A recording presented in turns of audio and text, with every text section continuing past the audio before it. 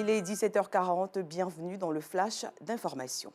Le carton rouge, cette rubrique phare du journal de RTI2, vous est proposée tous les mardis.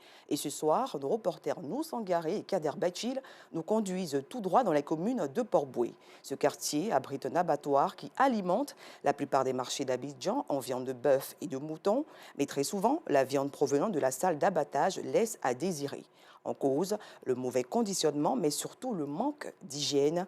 Transporté sur l'épaule des apprentis bouchers ou dans des brouettes sans mesure de précaution, la sécurité sanitaire est foulée aux pieds. La rédaction de RTI2 a donc décidé d'attribuer des cartons rouges à qui? Nous le saurons à 19h30. Une note d'éducation dans ce flash, le ministère de l'Éducation nationale a rendu public aujourd'hui les dates majeures des examens du CEPE, du BEPC et du bac 2023. Les premiers à composer seront les élèves candidats au CEPE, certificat d'études primaires élémentaires. Les épreuves écrites se tiendront le lundi 5 juin 2023 et les résultats seront proclamés 2 semaines plus tard à la date du mardi 20 juin 2023.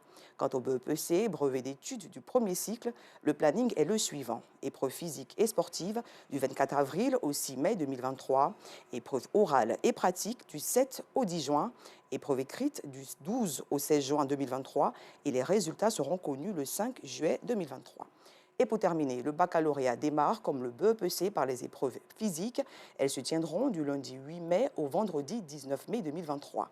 Après les épreuves physiques, place aux épreuves orales et pratiques qui débuteront pour les candidats au baccalauréat de l'enseignement général à partir du mardi 27 juin 2023 et s'achèveront le samedi 1er juillet 2023. Les épreuves écrites auront lieu du lundi 3 au vendredi 7 juillet 2023 et le lundi 24 juillet est la date retenue pour la proclamation des résultats. Dans notre édition du soir, nous ferons également un focus sur l'hygiène des aliments vendus sur l'autoroute du Nord. De passage, ils sont nombreux, ces usagers de la route, qui consomment ces aliments. Du pain simple aux condiments, en passant par la banane braisée, le poisson fumé, ces aliments que proposent ces vendeurs aux abords des voies, ne respectant pas toujours les conditions d'hygiène acceptables, exposent les clients à de nombreuses maladies. Nos reporters ont fait le parcours de Yopougon, Jesco, à Nzianouan, localité située à environ 125 km d'Abidjan. Leur reportage dans la grande édition. Du sport à présent. À un an de la CAN 2023 qui aura lieu en Côte d'Ivoire, le ministre des Sports appelle ses collaborateurs à redoubler d'efforts pour produire des prestations de qualité. Une rencontre a eu lieu à cet effet en présence de notre reporter Arsène Kouassi.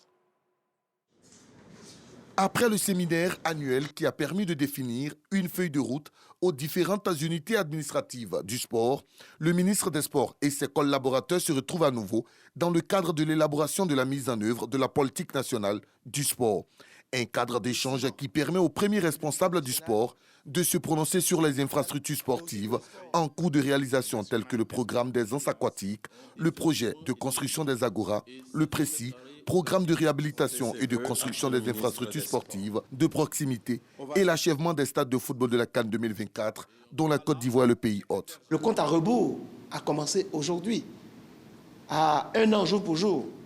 En tant que maître d'ouvrage, je peux vous donner l'assurance que dans les délais impartis, nous allons pouvoir offrir à la Côte d'Ivoire, offrir à la CAF des infrastructures de grande qualité pour l'organisation d'une CAN exceptionnelle en Côte d'Ivoire.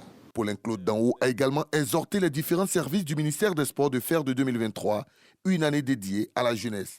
Son Excellence Alassane Ouattara, président de la République de Côte d'Ivoire, a décidé de faire de cette année, l'année 2023, l'année de la jeunesse. Et vous connaissez tous la corrélation forte qu'il y a entre la jeunesse et les sports. La corrélation immédiate, c'est de faire en sorte que les jeunes de Côte d'Ivoire, à travers